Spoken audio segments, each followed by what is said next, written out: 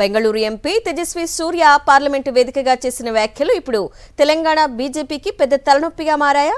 రాబోయే అసెంబ్లీ ఎన్నికల్లో లబ్ధి పొందాలని చూస్తున్న తెలంగాణ కమల దళానికి సొంత పార్టీ ఎంపీ చేసిన విభజన పోలికలు ఇబ్బందికరంగా మారాయా?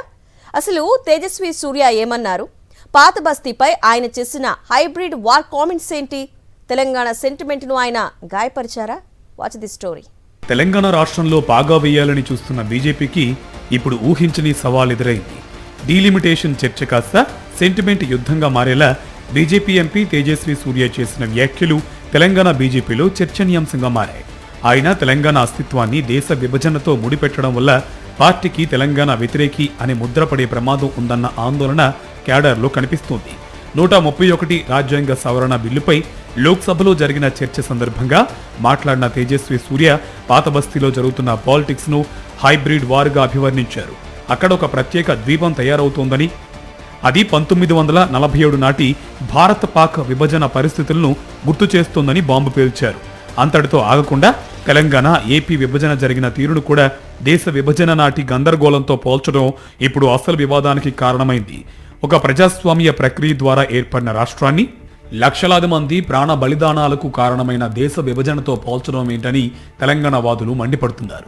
తేజస్వి సూర్య దూకుడు ఇప్పుడు బీజేపీకి సెల్ఫ్ గోల్గా మారిందనే చర్చ జరుగుతుంది. పాత బస్తీలో హిందూ ఓట్లను పోలరైజ్ చేయాలన్న కాషాయ పార్టీ వ్యూహం రాష్ట్ర వ్యాప్తంగా ఉన్న తెలంగాణ సెంటిమెంట్ ముందు వెలవెలబోతోందని రాజకీయ విశ్లేషకులు భావిస్తున్నారు. ఇప్పటికే బీఆర్ఎస్, కాంగ్రెస్ పార్టీలు తేజస్వి సూర్య వ్యాఖ్యలను అస్త్రంగా మార్చుకున్నాయి. తెలంగాణ ఏర్పాటును అవమానిస్తారా అంటూ గులాబీ శ్రేణులు మండిపడుతున్నాయి. విభజన వివాదం మళ్లీ రాజుకోవడంతో తెలంగాణలో బీజేపీ అడుగులు ఇప్పుడు ముళ్లబాటపై నడకలా మారే ప్రమాదం పొంచి ఉందనే భయం బీజేపీ క్యాడర్లో గుబులు పుట్టిస్తోంది. తేజస్వి సూర్య కామెంట్స్ ను రాద్ధాంతం చేయాల్సిన అవసరం లేదన్నారు బీజేపీ రాష్ట్ర అధ్యక్షుడు రామచంద్రరావు. మా ఒక ఎంపీ పాకిస్తాన్ అదేవిధంగా భారతదేశం విడిపోయినప్పుడు ఎంతమంది అయితే ఆ రోజు చనిపోవడం జరిగిందో దాని మీద కంపారిజన్ పెట్టుకుంటే దానికి అర్థం లేకుండా బీఆర్ఎస్ పార్టీ ఈరోజు దాని మీద పెద్ద ఇష్యూ చేస్తూ ఉంది.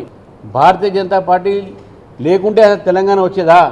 కాబట్టి మీరు భారతీయ జనతా పార్టీ నాయకులు మాట్లాడిన దాని పెద్ద భూతదం పెట్టుకొని చూసి మా మీద తప్పుడు ప్రచారం చేసిన ఆపండి.